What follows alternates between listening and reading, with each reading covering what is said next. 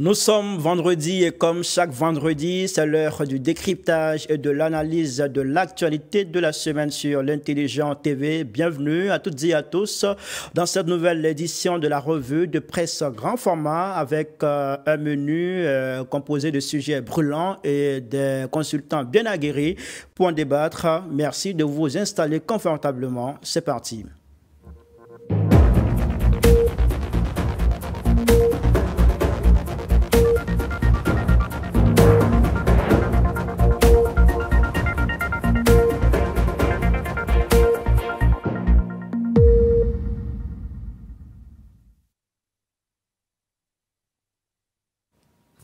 Au sommaire de cette émission, la candidature de Don Melo à la présidentielle d'octobre 2025, réalisme politique ou défiance envers Laurent Gbagbo, président et candidat investi du PPACI. Nos invités vont en débattre dans un instant. Dans le même élan préélectoral, le Front commun PPACI, PDCI annonce une marche à Abidjan le 2 août 2025. De son côté, le RHDP, par la voix de son porte-parole, Kobena Kwasi Adjoumani, met en garde l'opposition contre toute tentative de mise en place d'un CNT bis. Voilà pour l'essentiel de cette édition. Une émission à laquelle prennent part Dr Christian Adjelou. Bonsoir.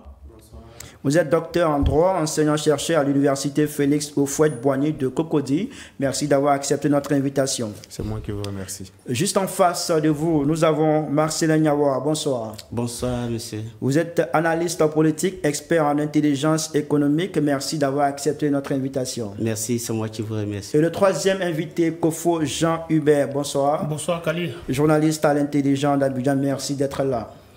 Merci à tous les trois d'avoir accepté notre invitation. On part tout de suite pour le premier sujet.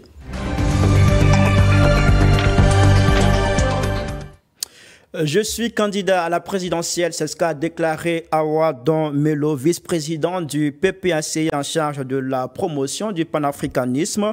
Dans un article du média français Jeune Afrique publié le mercredi 23 juillet 2025, il affirme que sa décision est mûrement réfléchie. Quelques semaines auparavant, dans une lettre adressée à Laurent Gbagbo, il avait suggéré que 2 ou 3 autres cadres du parti soient autorisés à déposer leur candidature dans l'éventualité où le président du PPACI ne parviendrait pas à être réinscrit sur la liste électorale. Messieurs, s'agit-il là d'un acte de réalisme politique face à une situation juridique incertaine ou d'un geste de défiance à l'égard de Laurent Gbagbo, resté jusque-là opposé à l'idée d'un plan B? Docteur Adjelou. Bon, moi je ne dirais pas qu'il s'agit d'un réalisme politique ou une défiance envers le président Laurent Gbagbo. Je parlerai plutôt d'une initiative solitaire d'un ancien haut commis de l'État qui pense que son heure a sonné devant les réalités du moment. Mais je pense que c'est une initiative qui est vouée à l'échec. Pourquoi? Qui est vouée à l'échec, une initiative que je condamne d'ailleurs. Un homme politique en Côte d'Ivoire ici disait que la politique c'est la saine appréciation de la réalité du moment. Mais je pense que M. Awa Don Melo n'a pas su apprécier ces réalités-là. Parce qu'en Côte d'Ivoire, ici, nous avons une sociologie au niveau des partis politiques. Il faut reconnaître que les partis politiques ici sont dirigés par des hommes charismatiques. Houphouët-Boigny, pour le PDCI, adulé jusqu'au soir de sa mort. Le président Alassane Ouattara, adulé par ses militants, adorien. Le président Laurent Gbagbo, adulé par les militants du PPACI, Gbagbo-rien. Le président Henri Konan Bédié, jusqu'à sa mort, Bédié-rien. Aujourd'hui, on constate que cela se poursuit avec Tidiane Thiam, qui a été tout de suite adulé. Donc, mais c'est des hommes politiques qui ont gagné leur légitimité dans un combat. C'est-à-dire au charbon, dans la fournaise. Ils ont mené la lutte. Pour Bédié, le pouvoir n'était pas acquis. Ce n'était pas Bédié qui devait succéder. C'était d'abord l'ancien président de l'Assemblée nationale. Mais il a lutté. Alassane, le président Alassane, on a vu comment son accession au pouvoir était difficile. Laurent Gbagbo, on a vu comment est-ce qu'il a lutté. Donc, ces hommes politiques-là ont une certaine légitimité. De telle sorte que si ces hommes politiques-là ne tombent pas adoubés, toute tentative serait vouée à l'échec. Toute tentative serait voué à l'échec. Et je pense que c'est ce que Awa Don Melo n'a pas compris. On parle souvent du cas sénégalais. Mais si Bassirou Diomaye Faye n'avait pas été adoubé par Ousmane Sonko, il ne serait pas élu. On parle d'Emmanuel Macron. Mais la réalité sociologique en France diffère de la réalité sociologique en Côte d'Ivoire. Voilà. En Afrique, on ne pousse pas à la porte un patriarche qui marche avec une canne. Il faut le laisser lui-même avec sa canne sortir de la maison parce qu'il détient toujours les secrets de la maison. Mais là, on est face à une réalité juridique où le patriarche n'a pas la possibilité d'être candidat à cette élection présidentielle parce qu'il est absent de la liste électorale. Jean-Hubert, quand on regarde cette situation juridique, est-ce qu'on, quelque part, on ne peut pas encourager la démarche d'Awa Don Melo? Moi, je pense que je vais peut-être emboîter le pas à mon voisin. À Diallo, pour dire que moi, je pense que Awa Don Melo, peut-être il n'a pas tiré les leçons de ce qui arrive aujourd'hui au passé à la Nguessan, au Charles Blé Goudé, à Simone Gbagbo, peut-être à Guillaume Soro, et même comment il s'appelle, à tous ceux-là. Je pense que c'est des gens qui aujourd'hui payent le prix du fait d'avoir quitté trop tôt, sinon d'avoir même quitté le parapluie politique de ces grands leaders-là. Parce que quand vous êtes pour PPACI ou au RHDP ou au PDCI-RDA et que vous partez de ces partis politiques-là sans avoir la bénédiction de votre leader, vous partez vous casser la figure. Guillaume Soro aujourd'hui, qu'est-ce qu'il est devenu politiquement? Il faut être franc. Tous ceux-là sont devenus aujourd'hui des hommes politiques quelconques. Est-ce que Charles Blé Goudé aujourd'hui, la cote qu'il a, la cote politique que Charles Blé Goudé a aujourd'hui, est-ce que quand vous regardez un peu ce que Charles Blé Goudé était au moment de la crise post-électorale ou quand Gbagbo était au pouvoir, ce Charles Blé Goudé-là, qui donnait du monde, qui remplissait la place de la République, est-ce que Charles Blé Goudé aujourd'hui peut encore faire un meeting où il peut dénombrer combien de milliers de personnes? Moi, je dis que Awa Don Melo, bon, peut-être qu'il a son plan dans sa tête, il a ses projets avec lui, mais je pense que, et puis, dans son discours, quand il dit qu'avant de décider, il est allé voir Simone Gbagbo, Afin Guessan et Mamadou Koulibaly. Mais là où parce que Afin Guessan avait besoin de lui, ce moment où Afin Guessan luttait, le PDCI et Laurent Gbagbo, le FPI. Ouais. Mais est-ce qu'il allait soutenir Afin Guessan à ce moment-là? Et puis, quel Afin Guessan il va voir? Afin Guessan qui est aujourd'hui dans ces pétards-là, où il a signé un partenariat, le RADP, et il en est sorti avec un FPI quasiment vide. Est-ce que c'est Afin Guessan-là qu'il souhaite avoir comme partenaire? Est-ce que Afin Guessan lui-même, politiquement aujourd'hui, avant d'aller à la présidentielle, quel est le poids politique de parti Afin Guessan aujourd'hui? Aujourd'hui, avant d'aller à l'élection présidentielle, quand il dit qu'il allait voir Simone Gbagbo, quel est le poids politique aujourd'hui en termes d'électorat de Simone Gbagbo? Il dit qu'il allait voir Mamadou Koulibaly. Mais Koulibaly Mamadou, il y a longtemps qu'il a dit qu'il quitte la politique. Voilà, Koulibaly Mamadou, il a dit qu'il quitte la politique. Mais est-ce que c'est quoi? Mamadou Koulibaly, il revient en politique ou c'est quoi? Voilà, il a été maire de Azagui. On sait dans quelles conditions il est parti. Donc je me dis que quand tu veux, c'est un conseil que je donne à Don Melo, hein, quand tu veux poser des pas politiques, il faut vraiment les calculer. Ça ne sert à rien d'aller dans une aventure où tu seras, tu vas passer d'un candidat, enfin, de quelqu'un qui avait un poids politique et finir comme une plume politique. C'est noté. On vous avait compris. Nyawa, c'est quoi votre lecture sur cette annonce de candidature de Don Melo à la présidentielle? Mais tout à l'heure, dès l'entame de l'émission, vous avez parlé de l'affaire Don Melo. Est-ce que peut-on parler d'une affaire Don Melo dans ce pays? Moi, je pense que nous sommes à moins de 100 jours de la présidentielle. Les Ivoiriens se posent mille et une questions. Comment est-ce que ces élections vont se dérouler? Dans un climat de paix, d'apaisement, ou bien encore dans l'affrontement?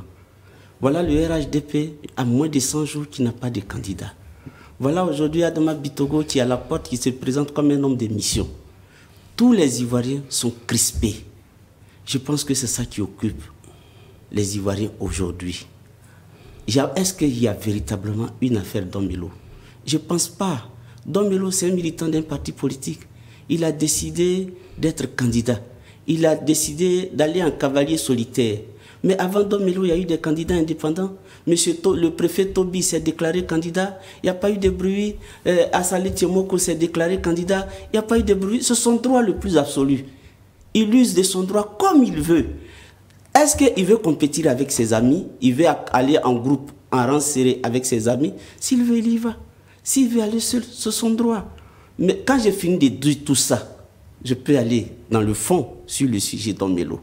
Il n'y a pas encore longtemps, Don Melo a invité les militants de ce parti à se resserrer autour de leur mentor, le président Laurent Gbagbo. Don Melo a dit qu'il allait lutter vaille que vaille pour que le nom de Laurent Gbagbo soit inscrit sur la liste électorale. Tous ces propos-là, ça y est, devant les gens, Don Melo a dit que le président Laurent Gbagbo avait le meilleur profil parmi eux tous. Où est-ce qu'il en est avec toutes ces questions? Je pense que s'il veut être plus sérieux, il se serait assis faire le point de toutes ces questions, parler aux amis, à ses camarades militants, à qui il avait demandé de se resserrer autour de Laurent Gbagbo, faire le point. A-t-il fait le point? Tout à l'heure, vous avez parlé de candidature de, prêtez-moi le mot, substitution, ou bien de précaution. Mais, cher ami, je vous indique qu'en 2000, le PDCI avait plus de 10 candidats. Au cas où un tel est éliminé, l'autre va prendre. Mais tous les candidats ont été éliminés. Donc ce n'est pas là la question. Je pense qu'à un moment donné de notre histoire, il faut qu'on se pose les bonnes questions. Est-ce que nous sommes en train de nous poser les bonnes questions? Le combat que le président Laurent Gbagbo, que nous observons tous, mène, est-ce que Don Melo est dans cette dynamique? Et la manière dont il mène sa communication, en disant toujours, le président Laurent Gbagbo, mon mentor, mais en faisant autre chose. Il veut porter le maillot de Gbagbo et faire autre chose avec. Est-ce que vous n'avez pas l'impression qu'il veut sauver un peu la face du PPACI dans cette présidentielle? Parce que le PPACI est accroché à un candidat qui n'est pas éligible. D'accord. Si le problème doit être posé dans ce sens, je pense que Don Melo fait fausse route. Parce que en tant qu'analyste, en tant qu'observateur, le PPACI est engagé dans un combat. Depuis 2011, le président Laurent Gbagbo, qu'ils avaient mis en mission lors des présidentielles de 2010, il a été déporté à La Haye. Ils se sont mis à rang serré derrière lui pour le sortir. Ça, c'est la justice sociale. Quand les soldats vont au front, ils n'abandonnent jamais leur capitaine. S'ils tombent, ils doivent tout faire pour le relever. Ils ont tout fait, ils ont gagné cette partie. Il est revenu. À sa descente d'avion, on lui dit que oui, voilà un procès qui a été fait, vous avez 20 ans sur vous, vous ne pouvez pas être sur la liste électorale. Les militants de PPACI voient encore une autre phase de leur combat qu'ils doivent mener. Et je pense que Don Melo devait s'approprier ce combat parce qu'il fait partie de ce dernier gouvernement à Kembo, dont il était le porte-parole. Donc c'est le jugement de ce combat-là, du gouvernement-là. C'est ce gouvernement qui est jugé. Donc eux, ses amis se battent pour pouvoir blanchir, pour pouvoir laver toute cette souillure qu'on met sur eux et ils se détachent pour faire autre chose. D'accord, on vous a compris. Alors, docteur, au-delà de cette première lecture que vous avez pu faire de cette candidature de Don Melo, est-ce que quelque part, ça ne fragilise pas l'unité au sein du PPACI? Non, je ne pense pas que cela fragilise l'unité au PPACI. Il faut d'abord se poser la question suivante. Quel est le CV politique d'Awa Don Melo? C'est vrai qu'il est fondateur du FPI avec Laurent Gbagbo. Il paraît qu'il a fait la connaissance de Laurent Gbagbo dans les années 83 ou 85. Mais dans leur marche, qu'est-ce qu'a vraiment représenté Awa Don Melo? Awa Don Melo n'est pas une figure politique, je veux dire, clé, qui peut mobiliser un électorat dans une région, remporter une élection, etc. etc. Ce qui veut dire que si le candidat, il ne pourra même pas récolter le parrainage. Non, il ne pourra même pas récolter le parrainage. N'en parlons pas de ça. Il ne pourra pas récolter les parrainages. Ensuite, moi je pense qu'en politique, surtout dans un parti politique, il faut avoir l'honnêteté de respecter les règles que l'on se donne. Lorsqu'on a une ligne de conduite, parce que lorsqu'ils sont allés pour la convention, c'est leur convention où Laurent Gbagbo a été désigné, Awa Don Melo était là. Il a accepté la candidature de Laurent Gbagbo. Peut-être qu'à cette époque, il espérait encore que les choses allaient changer. Non, il n'a jamais été franc. Il n'a jamais été franc. il cachait son jeu en fait. Il cachait son jeu. Tout ce qu'il disait, c'était de la fanfaronnade. Il cachait en fait son jeu. Parce qu'avec le timing, là qu'on voit maintenant à 100 jours de l'élection présidentielle, Awa Don Melo ne peut pas dire que c'est maintenant qu'il a mûri son idée. Il a mûri son idée depuis. Mais il n'a pas eu le courage politique de dévoiler son plan. Et ça, c'est pas bon. Ça, c'est être lâche en politique. Ça s'appelle la lâcheté en politique. Pas venir planter le couteau dans le dos de ton leader charismatique, celui qui a fait de toi ce que tu es aujourd'hui. Awa Don Melo, est-ce que chez lui, il peut gagner même une élection? Il ne peut même pas gagner une élection chez lui. Donc, je pense qu'il faut être réaliste. Au sujet de cette unité, c'est vrai, le docteur estime que ça ne peut pas fragiliser l'unité, mais déjà on voit des personnes qui sont exclues du PPACI. Récemment, on a un communiqué qui est sorti, qui fait état de l'exclusion de certains cadres du parti qui sont proches d'Awa Don Melo. Est-ce que là, ce ne sont pas déjà des prémices, des éléments sur lesquels on peut se fonder pour parler d'une division au sein de ce parti? Mais tout à fait, toute division fragilise. Quand on voit tous ceux qui ont été mis à la porte, qui sont quand même des hauts responsables du PPACI, forcément ça fragilise. Parce qu'un responsable du parti politique qui est mis dehors de ce parti ou qui est démis de son poste, il va, lui et ses proches. Voilà, c'est tout ça qu'il faut voir aussi.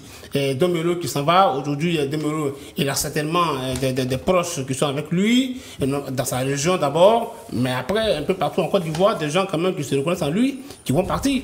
Moi, je dis que tout ça aussi, c'est des choses à mettre aussi sur l'épaule du président Laurent Gbagbo, qui je ne sais pas dans quel schéma ils se mettent, mais est-ce que le PPACI est parti pour boycotter l'élection? Peut-être que c'est ce vers quoi vraiment on s'oriente. Parce que quand on écoute aujourd'hui les exigences, ce que le PPACI demande aujourd'hui au gouvernement, d'abord la réintégration du Laurent Gbagbo sur la liste électorale, ça encore c'est faisable. Si d'aventure il y avait un dialogue politique, c'est faisable. Mais quand vous demandez aujourd'hui au gouvernement, peut-être qu'on va y arriver dans l'autre thème, mais quand vous demandez au gouvernement aujourd'hui d'aller une refonte de la CEI et tout ça, mais comment dire ça, d'organiser aujourd'hui à 3 mois d'élection une nouvelle révision de la liste électorale, c'est impossible. C'est impossible. Et si pour ça, le PPACI ne peut pas désigner un autre candidat, je dis que le PPACI va vers un boycott. Vous dites pour que le PPACI passe à un plan B?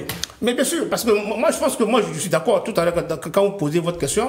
Vous avez dit, est-ce que, comment dire ça, Don Melo, en appelant à soutenir Laurent Gbagbo, au moment où il était désigné candidat du parti, est-ce qu'il espérait que les choses changent? Tout à fait.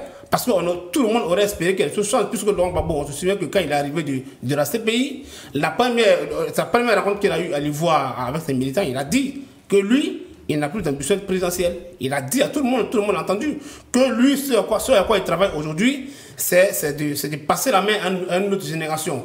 Le président Laurent Gbagbo l'a dit devant tout le monde.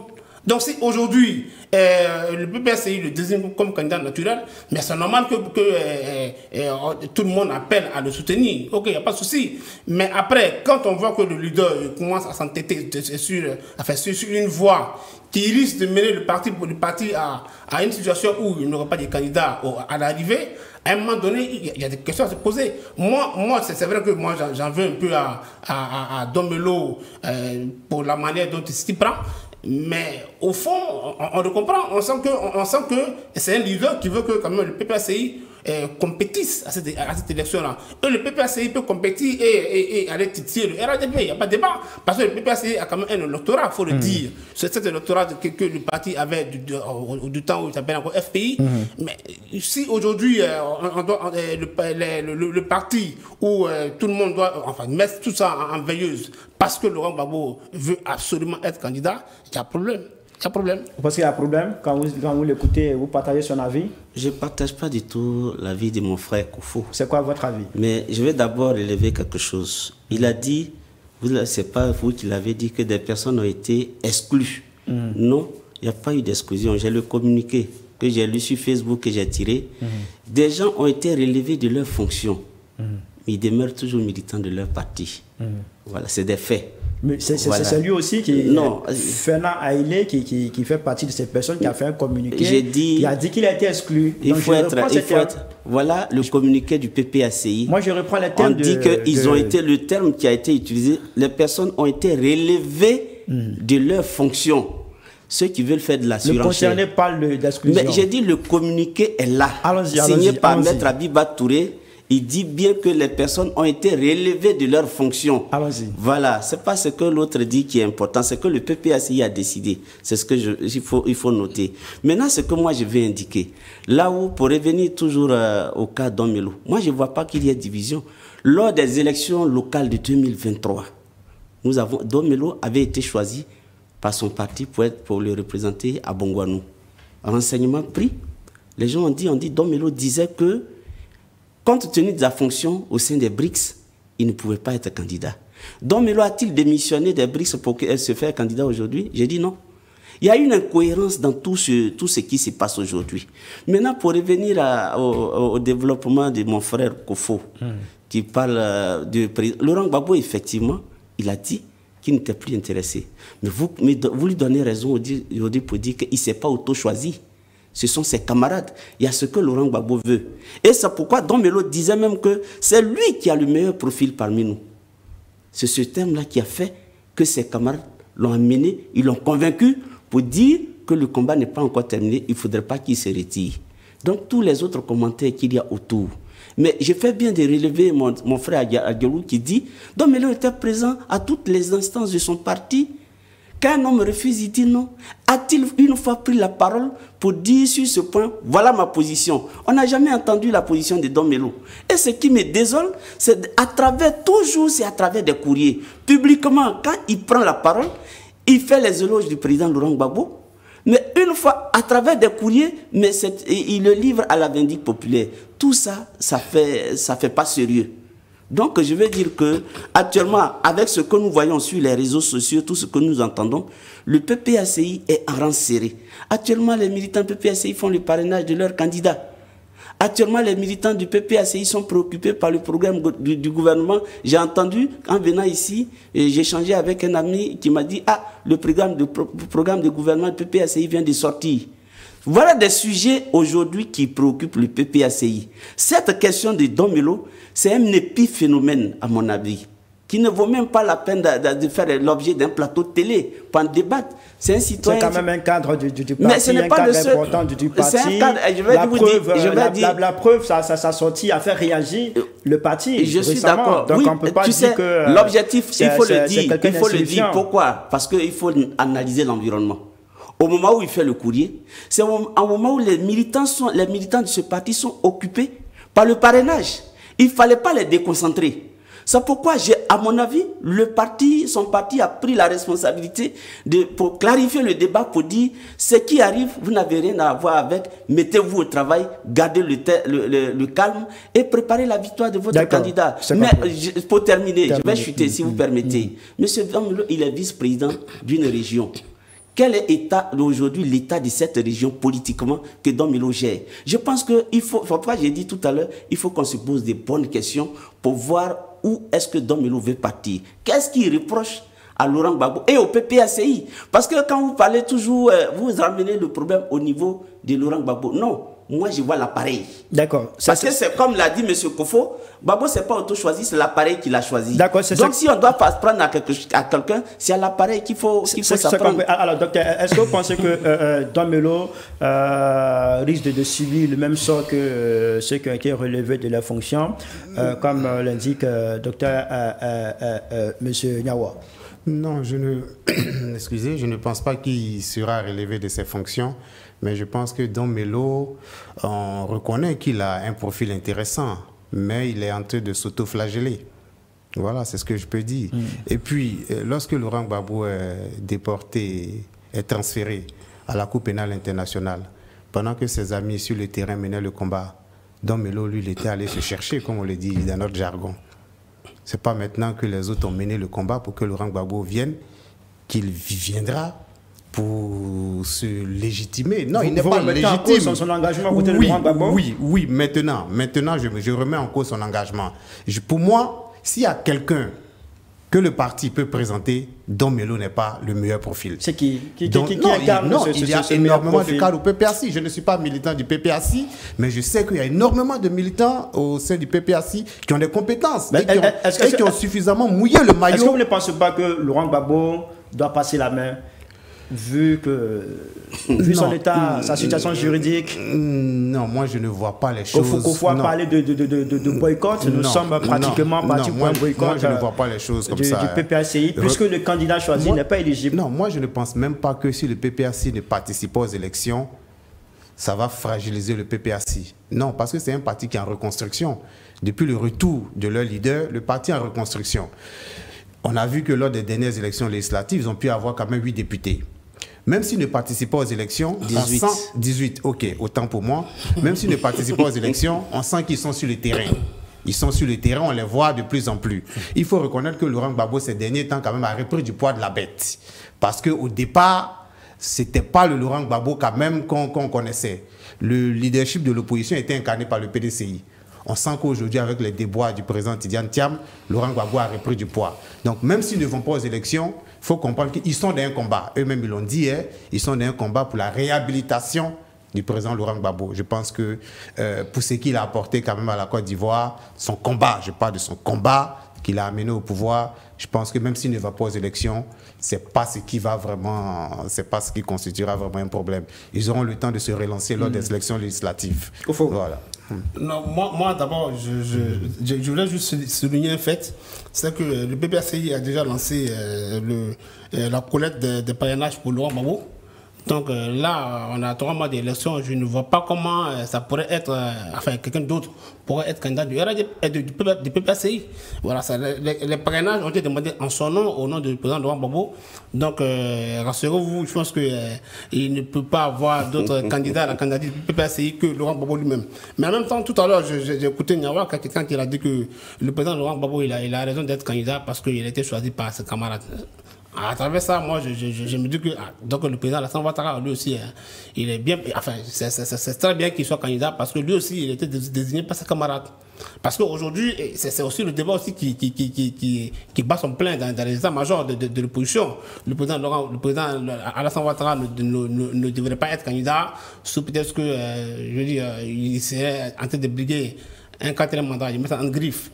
Là où le RADP parle du deuxième mandat de la 3e République. Donc, ça veut dire que si la base de ce que M. Niawa vient de dire tout à l'heure, je pense que les militants du RADP ils peuvent être heureux et le président Alassane Ouattara peut être candidat. Il va se prononcer, je crois, on l'espère, le 7 et le 6. Donc, on espère que ça va se faire. Mais pour être plus sérieux, je pense que le président Laurent Gbagbo, franchement, il est lui-même en train de fragiliser son parti politique. Déjà, sur la base de ce que moi j'ai dit tout à l'heure, il a dit qu'il n'avait plus d'intérêt à être président. Il a dit, j'ai tout gagné, j'ai tout eu de ma vie, je n'ai plus rien à rechercher. Ce que je cherche aujourd'hui, c'est d'assurer l'avenir, faire la passe à la jeune génération. Si aujourd'hui, à quelques jours de l'élection, à quelques mois de l'élection, vous vous entêtez pour être le candidat, je me dis que ce parti que vous avez fondé, un parti à l'intérieur duquel, en tout cas les militants qui vous sont restés vraiment, vraiment fidèles, vous entourer, vous accompagner. Si aujourd'hui vous devez vous entêter pour être candidat au risque de boycotter l'élection, parce que c'est ça en réalité. Si le président Laurent Gbagbo aujourd'hui, au nom de qui les parrainages ont été demandés, il ne peut pas être candidat. Parce que là où on est aujourd'hui, il n'y a rien qui montre qu'il aura un dialogue politique. Le RHDP a rencontré Cap Côte d'Ivoire, c'est vrai. Mais est-ce que ça sera dans le cadre d'un dialogue politique qui va concerner le gouvernement directement? Parce que le RADP, c'est un parti politique. Le RADP fait partie des partis politiques régis par la loi qui régit les mêmes partis politiques que tout le monde. Ça n'a rien à voir avec le gouvernement. Donc, si le RADP aujourd'hui se met d'accord avec Cap Côte d'Ivoire, on ne sait même pas se mettre d'accord sur quoi. Mais si se mettre d'accord sur quelque chose, rien ne dit que le gouvernement va l'endosser. Donc aujourd'hui, rien ne montre que, je veux dire, qu'il aurait un dialogue politique qui puisse permettre à Tidiane Thiam ou à Laurent Gbagbo de s'inscrire sur la liste électorale.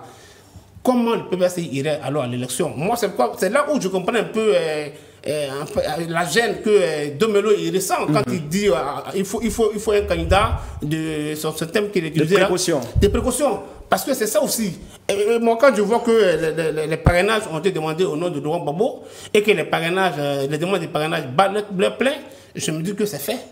C'est fait et c'est malheureux. D'accord. Alors, au PPACI, on exclut toute idée de plan B. Awa Don Melo qui veut sauver la situation en demandant au président d'autoriser des candidatures de précaution. Mais c'est rejeté, sa proposition, sa requête est rejetée par le parti. Alors, selon vous, est-ce que le PPACI a des moyens pour faire changer les choses, pour faire changer la situation? Sur quoi le PPACI peut se fonder pour ça? Merci beaucoup. Mais d'abord, je vais dire à mon frère Kofo, en tant qu'analyste, je vais l'inviter un peu plus de retenue. Parce que lorsqu'il parle d'entêtement du président Laurent Gbagbo pour être candidat, le mot n'est pas du tout juste. Je l'ai dit dès l'entame de l'émission que Laurent Gbagbo, il est dans un combat. Laurent Gbagbo marche et il est en marche.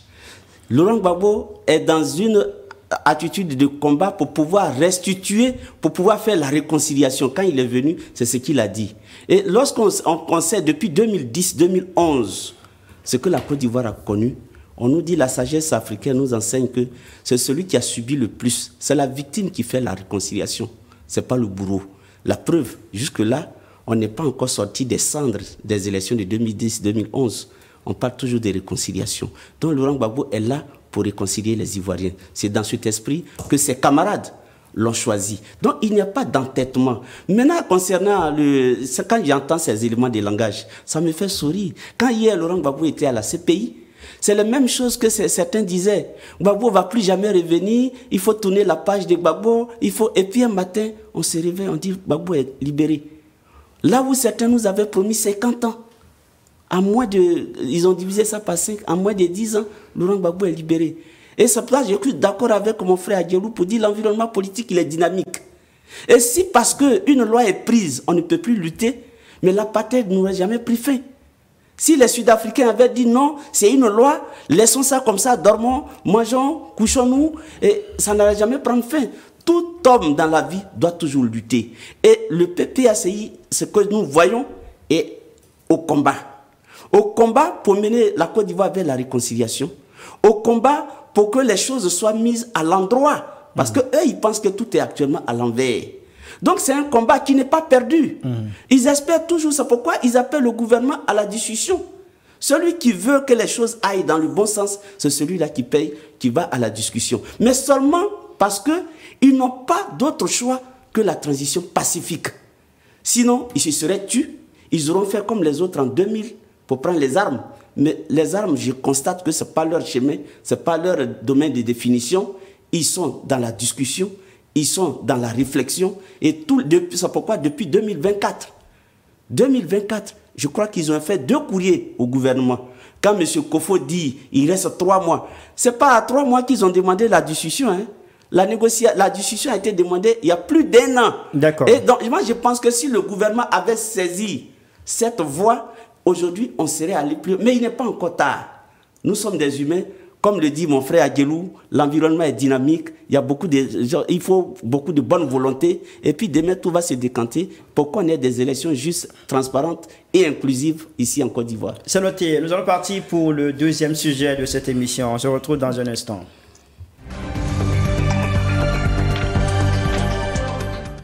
Nous sommes de retour, vous suivez l'Intelligent TV, vous êtes dans votre émission hebdomadaire, la revue de presse grand format pour le décryptage de l'actualité de la semaine.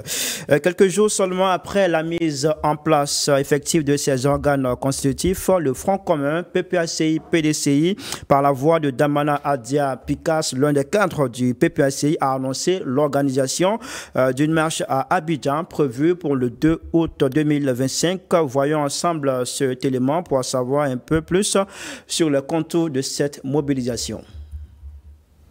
C'est pourquoi le Front commun, le PDCI-RDA et le Parti des peuples africains, le Front commun, dis-je, a décidé d'organiser une grande marche nationale le samedi 2 août, dès 8 heures. Et cette marche nationale a pour thème les élections inclusives. Donc, la marche nationale a pour thème et donc pour objet les élections inclusives. Cette marche partira de Ibis Makori à la place de la République. Kofo Jean-Hubert, on va entamer cette deuxième partie avec vous après avoir écouté ces propos de Damana Diapikas qui annonce la marche pour le 2 août. Quelle est votre lecture de cette annonce? Je pense que la situation donne raison à ceux qui pensent qu'on est en train de rentrer dans une ère d'instabilité. Parce que quand vous voyez d'abord la marche, on dit une grande marche nationale.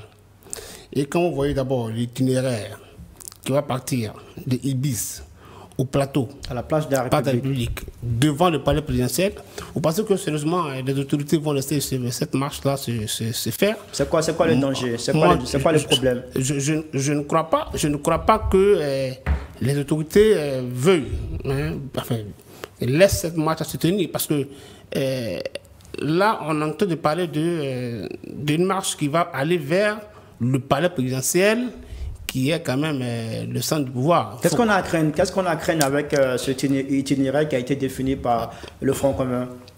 Non, mais toute marche politique a forcément des risques de débordement. Et s'il y a débordement, là, on est sur un acte. Quand on parle des bis jusqu'au plateau, on est sur le boulevard Félix Houphouët-Boigny, qui est le principal axe qui relie Abidjan Sud, enfin les différents quartiers d'Abidjan Sud. Je me dis que d'abord ça, déjà, c'est un élément qui pourrait pousser d'abord les autorités à interdire cette marche-là. Mais secondo, c'est une marche pendant laquelle on ne maîtrisera rien, je veux dire. On ne maîtrisera pas les tenants et les aboutissants, tout ce qu'il y a dedans. Quand on vous parle de grande marche nationale, qu'est-ce qu'il y aura à l'intérieur? Moi, en fait, c'est un peu ça qui m'embête. C'est cela que moi je dis qu'aujourd'hui, si moi, je ne dis pas que je salue des mains, des pieds, et le fait que Laurent Gbagbo ou Tidjane Thiam soit écarté du processus électoral, mais je dis que si seulement il suffit que les deux partis là, se ressaisissent et désignent des candidats pour l'élection. Moi, je dis que, comment dire ça, pour aller à une élection, c'est un programme qu'on présente.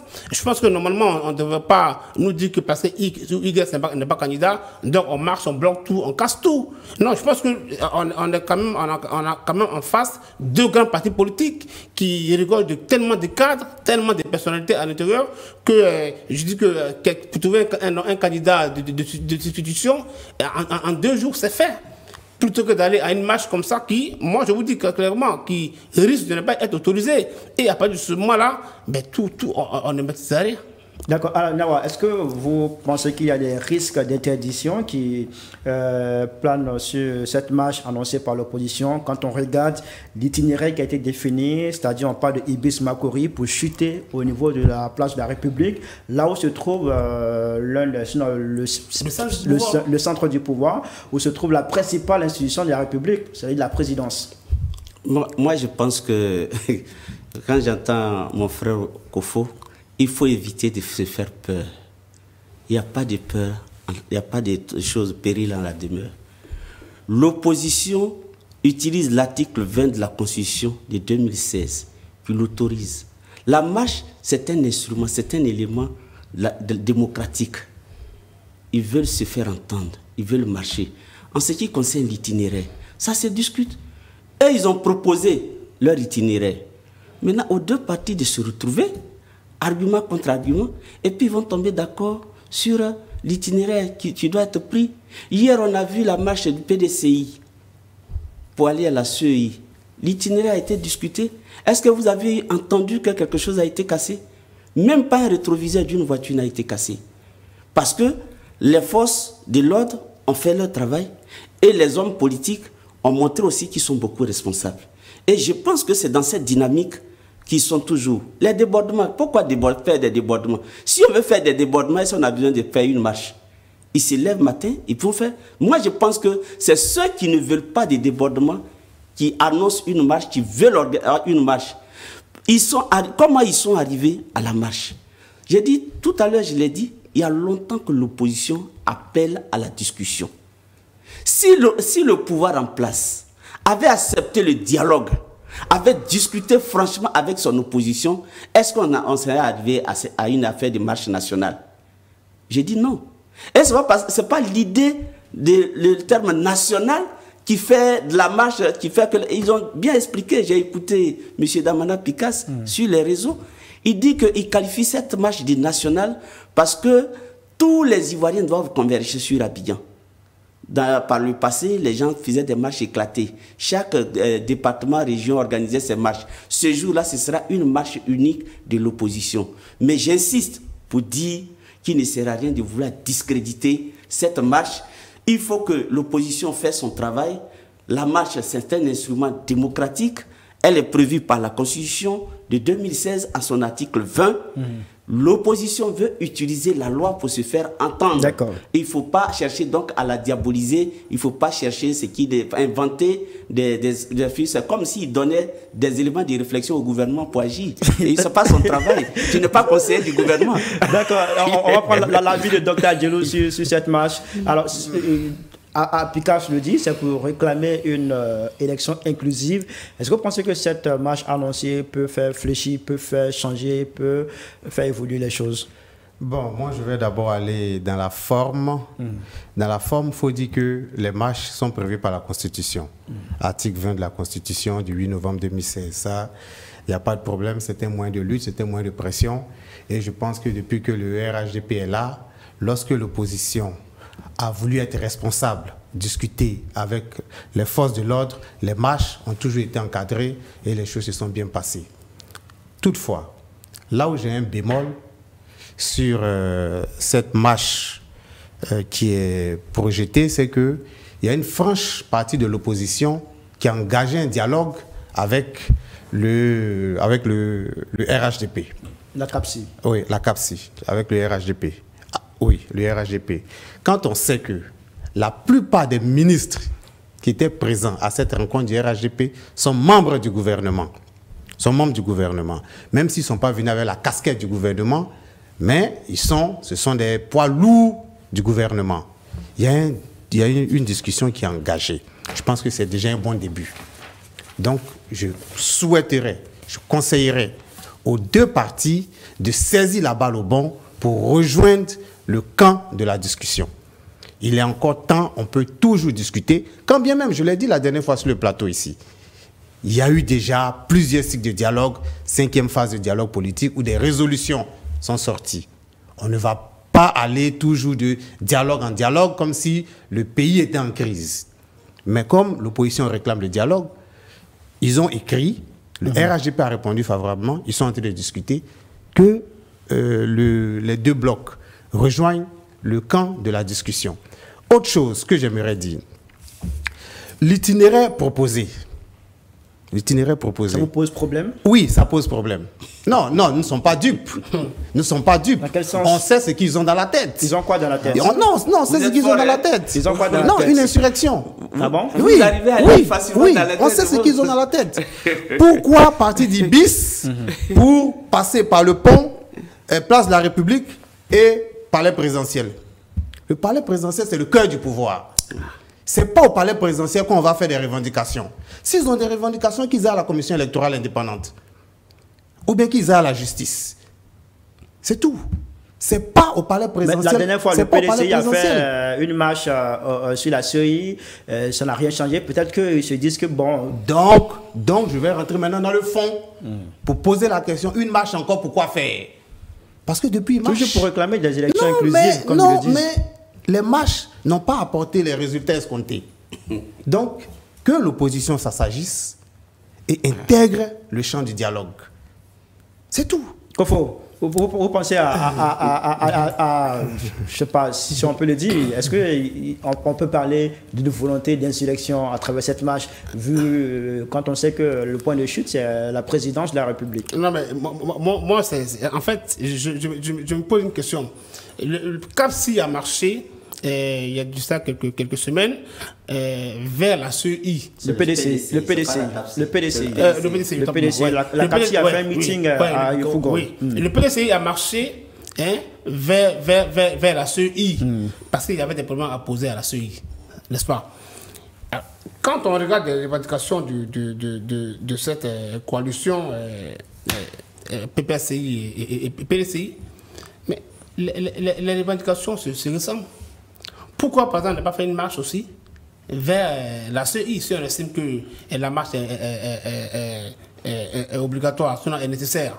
Marcher pour aller vers la CEI. Mais quand vous marchez pour aller vers le palais présidentiel, ça veut dire que vos revendications portent sur le palais présidentiel. C'est un plan à la comparer. Quand vous partez au palais présidentiel, vous partez dire quoi?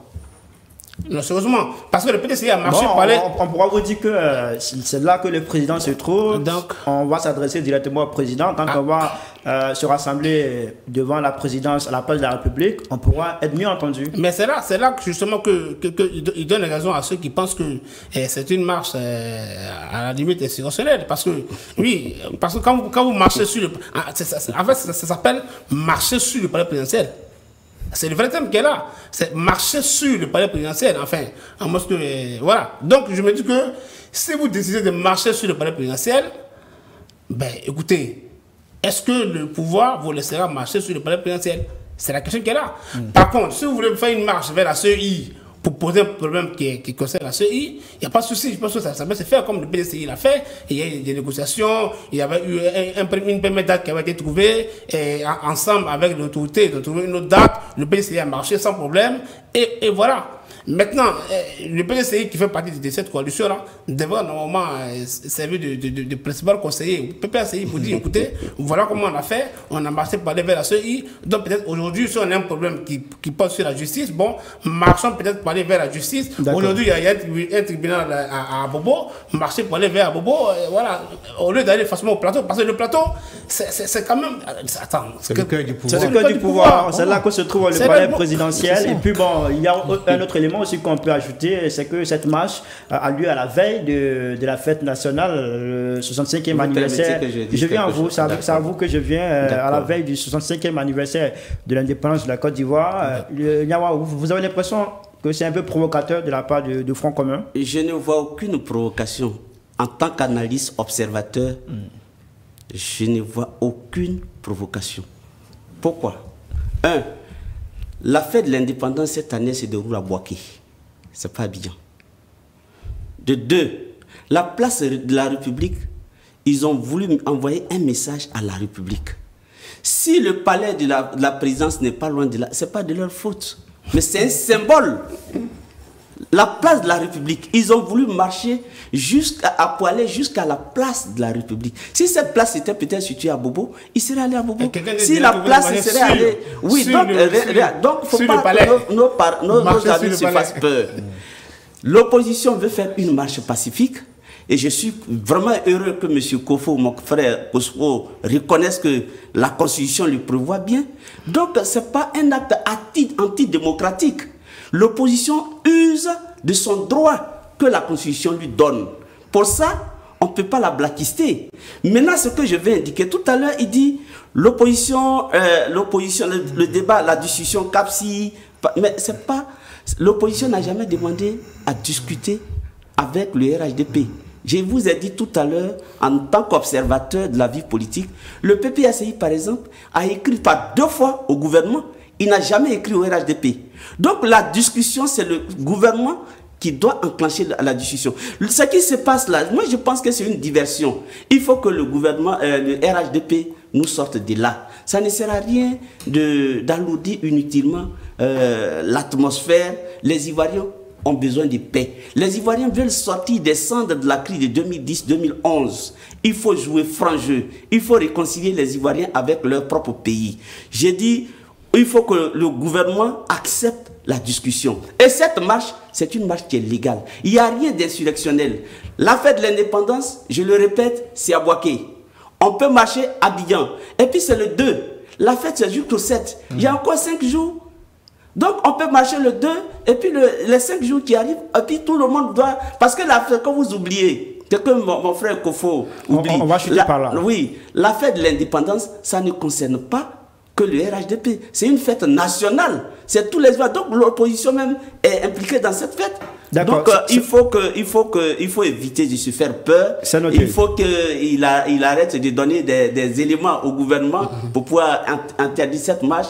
Au contraire, il faut encourager le gouvernement à encadrer cette marche. Il faut l'encourager pour que cette marche ait lieu. On vous a bien compris. Docteur, vous voulez réagir? Oui. C'est le dernier tour de table sur ce sujet. Oui, effectivement. Mon frère Nyawa dit que la marche à la place de la République permet d'envoyer un signal à la République, c'est ça? Oui. Un signal à la République. Je veux rappeler à mon frère Nyawa que de 2000 à 2010, le pouvoir, les jeunes patriotes ont passé leur temps à marcher sur la place de la République, à la présidence, pour envoyer un signal à Gbagbo de libérer le pays. Est-ce que ça a marché? Il a pu libérer le pays. Quel pays il avait attrapé? Il a pu libérer le pays. Il n'a pas pu libérer le pays. Donc c'est pas la marche. Ils sont allés à la place de la République. C'est pas la marche pour soutenir la République. Parce que la République était attaquée. C'est pas la même chose. C'est pas la marche sur le palais présidentiel qui règle le problème. De 2000 à 2010, la République était attaquée. On comprend qu'ils sont dans un schéma. On comprend qu'ils sont dans un schéma à la Compaoré. Ça ne marchera pas. Vous n'aurez pas votre marche sur la place de la République. Donc le gouvernement, c'est toi qui prends la décision. Votre dernière prise de parole sur ce sujet. Non, mais franchement. En 30 secondes. Ouais, non, franchement, moi, je trouve que.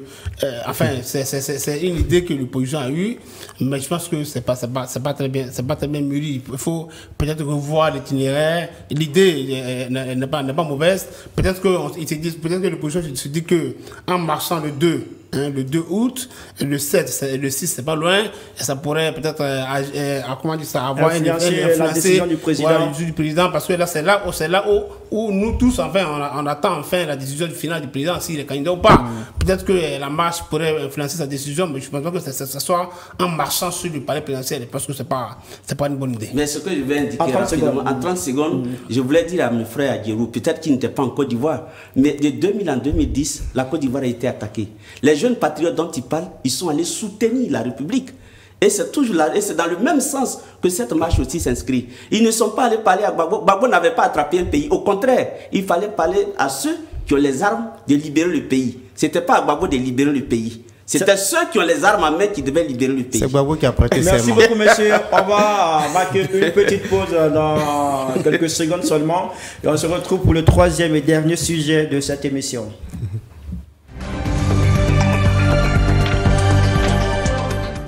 Le porte-parole du RHDP, Kobena Kwasi Adjoumani, s'est exprimé devant la presse le mercredi 23 juillet 2025 au siège du parti. Dans le cadre de la tribune Les Rendez-vous du RHDP, il a lancé une mise en garde à l'opposition en déclarant, je cite, « Nous n'avons pas pour habitude de mettre en garde, mais cette fois-ci, nous le disons et répétons, il n'y aura pas de CNT bis en Côte d'Ivoire. » Pour ce troisième et dernier sujet, nous allons entamer avec vous, Nyawa. Chacun a eu l'occasion d'inaugurer un sujet. C'est vous qui allez ouvrir ce sujet. Merci pour l'honneur que vous me faites. Mais je pense que j'ai entendu M. Adjoumani, comme tout le monde, sur les réseaux sociaux. Eh bien, il faut éviter d'alourdir l'atmosphère là où les choses sont simples.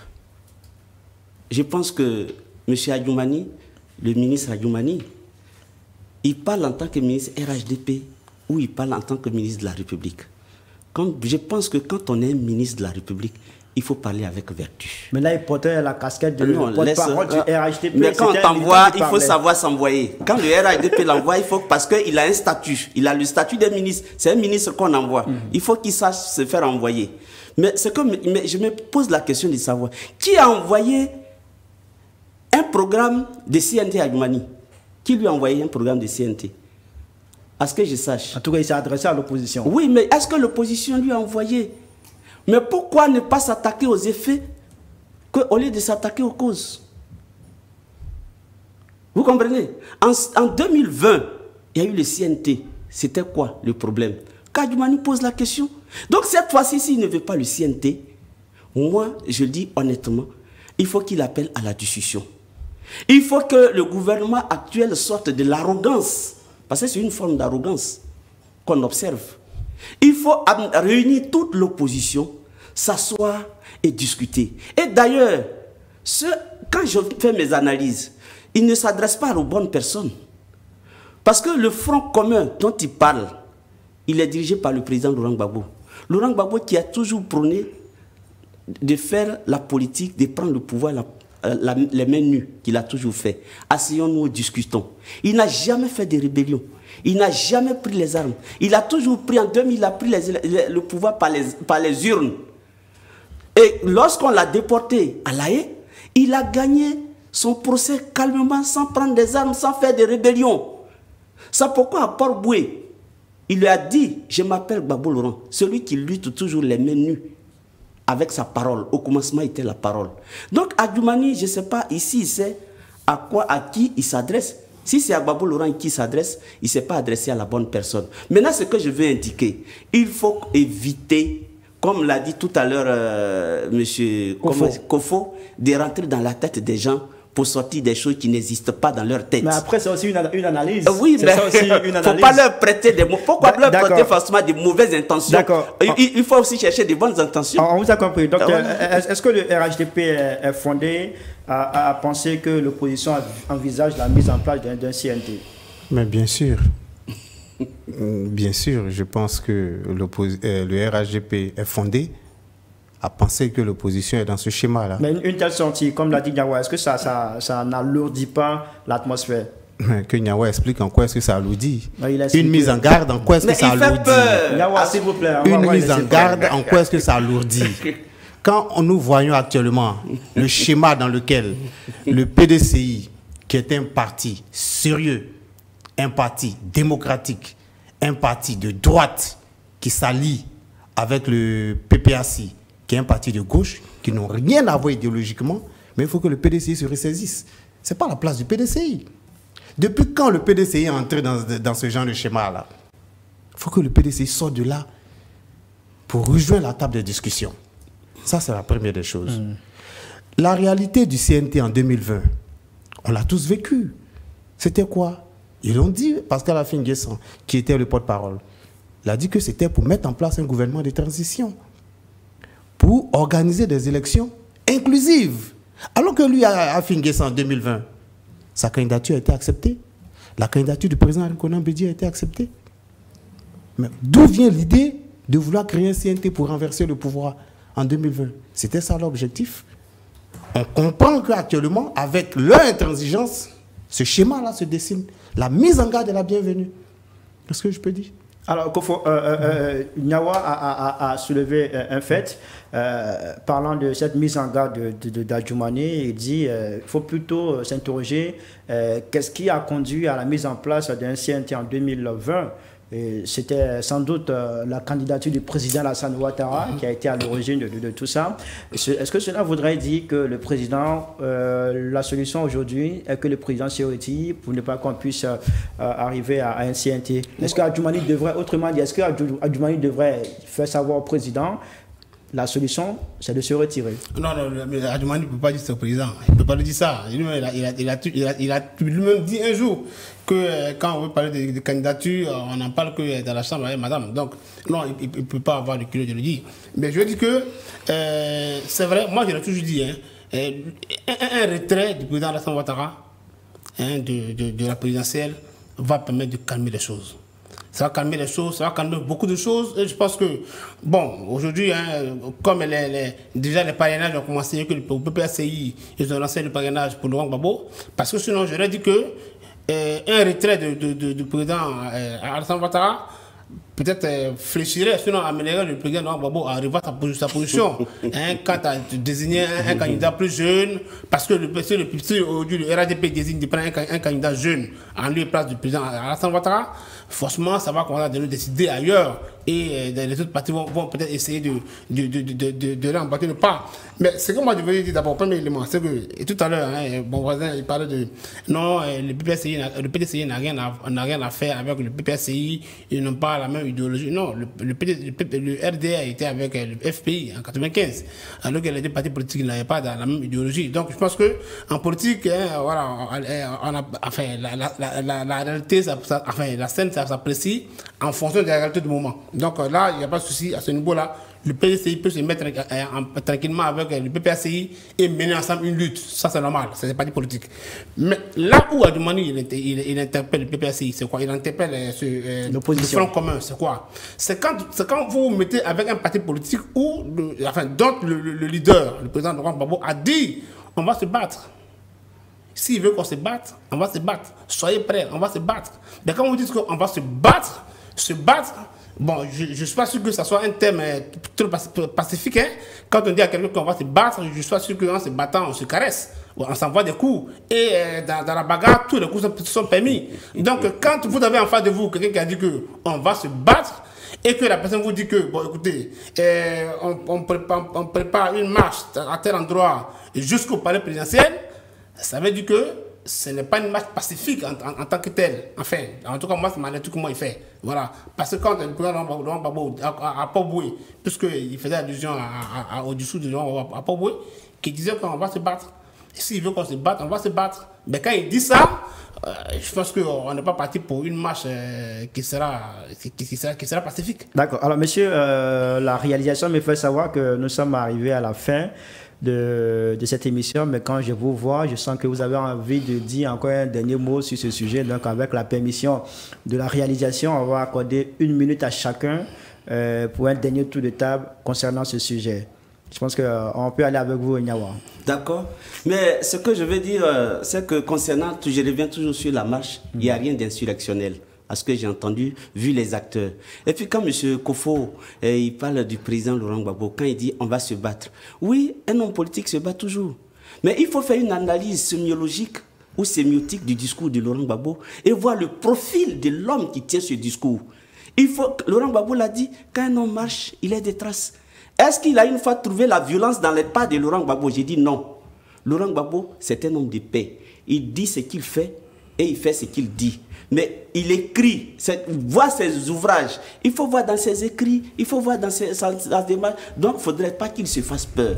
Laurent Gbagbo ne prépare pas une rébellion, il ne cherche pas à prendre des armes. Ce n'est pas un homme d'armes, c'est un homme de dialogue, c'est un homme de paix. C'est dans ce sens qu'il veut amener. Maintenant, la candidature d'Alassane Ouattara, il veut comparer mais on ne vient pas Gbagbo n'est pas venu dans la politique par mimétisme.